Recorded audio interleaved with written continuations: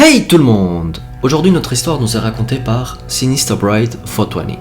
Comme d'habitude, on va changer son nom et on va l'appeler Marie. Avant de commencer, je tiens juste à dire que malheureusement, encore aujourd'hui, j'ai l'impression que surtout les filles ont déjà vécu quelque chose de similaire et c'est vraiment malheureux. Mais bon, de retour à nos oignons. Donc Marie explique que ça s'est produit quand elle avait 23 ans et qu'elle avait tout juste fini ses études. Et que, ayant l'air plutôt pas mal, elle savait un peu comment éviter certains mecs. Lors d'une soirée dans un bar où l'on pouvait aussi danser, Marie et ses amis avaient bien bu et étaient en train de danser quand Marie dit avoir senti une main sur sa taille. Quand elle se retourne, elle voit un bel homme qui essayait de danser avec elle. L'homme lui plaisait bien et elle commence donc à danser avec lui. Ses amis filles commençaient à rigoler et ses amis mecs n'avaient pas l'air alarmés. Donc Marie, elle se sentait bien. Le mec avec qui Marie était en train de danser lui dit son nom et lui demande ensuite son nom à elle. Dans l'ambiance de faire connaissance, etc., il demande également à Marie si elle était du coin. Elle lui répond que oui, et ensuite elle raconte que le mec voulait surtout savoir si elle ne vivait pas trop loin du bar dans lequel ils étaient. Marie ment en disant qu'elle n'habitait pas trop loin, alors qu'elle n'habitait pas du tout dans la même ville. C'est à partir d'ici que les choses commencent à tourner au vinaigre. L'homme commence à toucher Marie un peu partout, surtout là où il ne devrait pas. Marie était un peu dégoûtée et ne voulant pas énerver le mec, elle mettait ses mains sur ses épaules et se tournait pour faire comprendre au mec d'arrêter. Quand le mec repose ses mains sur les hanches de Marie, elle essaye de les enlever, sauf qu'elle n'arrive pas. Elle dit qu'elle commençait vraiment à vouloir se dégager et que ce faisant, elle a fait renverser la boisson d'un inconnu tellement elle essayait fort de se dégager. Elle précise également que ses amis étaient retournés au bar chercher des boissons et qu'elle n'avait donc personne pour l'aider.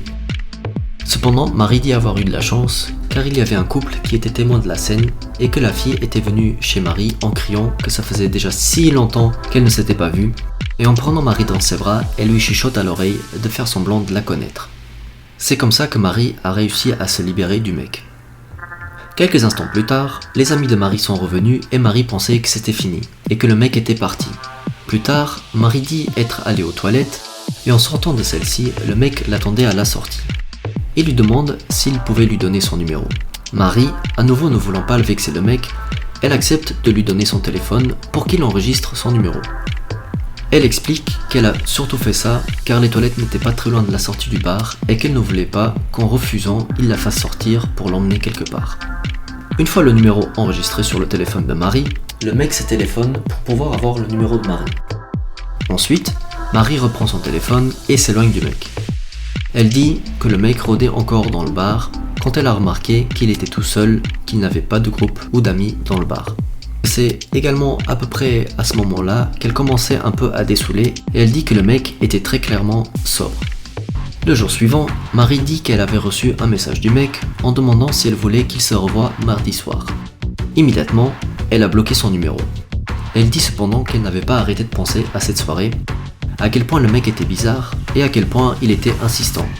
Durant toute la semaine, Marie raconte que le mec l'avait trouvé sur les réseaux sociaux et qu'à chaque fois, elle le bloquait. Elle précise cependant qu'il ne l'avait pas demandé en ami sur Facebook, ce qu'elle trouve assez étrange.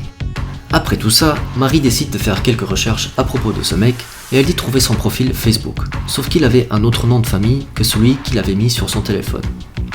Elle dit que tout ça commençait vraiment à l'inquiéter et qu'elle ne se sentait pas du tout à l'aise avec toute cette situation. De plus, quand elle a lu sa bio sur Facebook, elle dit qu'il avait quelque chose écrit en latin qui semblait parler de la Bible et de la femme de l'Apocalypse, ce qui est encore plus dérangeant pour Marie. Durant les prochaines semaines, le mec a continué à suivre Marie sur d'autres plateformes, comme LinkedIn ou même Venmo. Elle dit ensuite qu'un an après la soirée, il a encore essayé d'entrer en contact avec elle et c'était par un message WhatsApp. Encore aujourd'hui, Marie a peur de le recroiser un jour et au moment où elle écrit cette histoire, elle dit qu'il a complètement disparu du réseau, comme s'il n'avait jamais existé. Et c'est comme ça qu'on arrive à la fin de notre vidéo. J'espère que l'histoire vous a plu. Je vous dis rendez-vous à la prochaine vidéo et d'ici là, je vous dis bonjour.